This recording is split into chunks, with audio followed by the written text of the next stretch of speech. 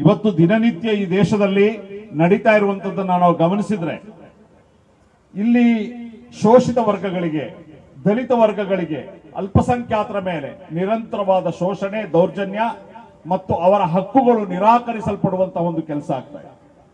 ಇತ್ತೀಚಿನ ದಿನಗಳಲ್ಲಿ ಆದಂತಹ ಘಟನಾವಳಿಗಳನ್ನ ನಾವು ಪರಿಶೋಧನೆ ಮಾಡಿದ್ರೆ ಎಂತಹ ದುರಂತ ದಿನಗಳು ಆಗ್ತಾ ಇದೆ ಅಂತ ಹೇಳಿದ್ರೆ, ಮಣಿಪುರದ ಘಟನೆ ನಿಮ್ಗೆ ಗೊತ್ತಿರಬಹುದು. ಯಾಕಂತ ಹೇಳಿದ್ರೆ ಆ ಮಣಿಪುರದಲ್ಲಿ ಆ ಸಂತ್ರಸ್ತ ಜನರಿಗೆ ಸ್ವಾತಂತ್ರ್ಯ ಸಿಕ್ಕಿದಾಗಲೇ ನಮಗೆ ಸ್ವಾತಂತ್ರ್ಯ ಅನ್ನುವಂತ, ನಮಗೆ ನಿಜಕ್ಕೂ ಸ್ವಾತಂತ್ರ್ಯದ ಅನುಭವ ಆಗಬೇಕು.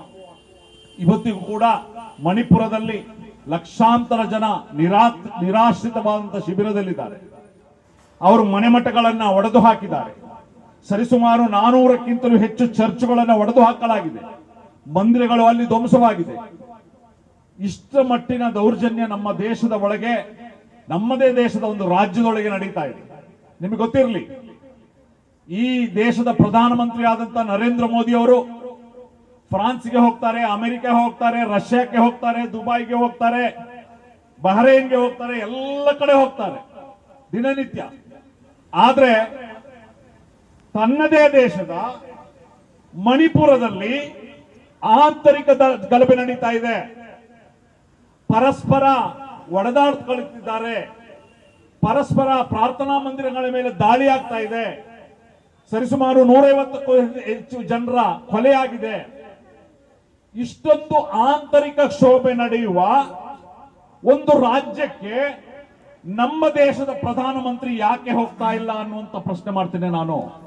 ನಿಮಗೆ ಅಮೆರಿಕಕ್ಕೆ ಹೋಗ್ಲಿಕ್ಕೆ ಸಮಯ ಇದೆ, ನಿಮಗೆ ಕುವೈತ್ಗೆ ಹೋಗ್ಲಿಕ್ಕೆ ಸಮಯ ಇದೆ, ನಿಮಗೆ ಬಹರೈನ್ಗೆ ಹೋಗ್ಲಿಕ್ಕೆ ಸಮಯ ಇದೆ, ನಿಮಗೆ ದುಬೈಗೆ ಹೋಗ್ಲಿಕ್ಕೆ ಸಮಯ ಇದೆ, ನಿಮಗೆ ಜಿನೀವಾ ಹೋಗಕ್ಕೆ ಸಮಯ ಇದೆ, ನಿಮ್ಗೆ ಎಲ್ಲ ಕಡೆ ಹೋಗ್ಲಿಕ್ಕೆ ಸಮಯ ಇದೆ.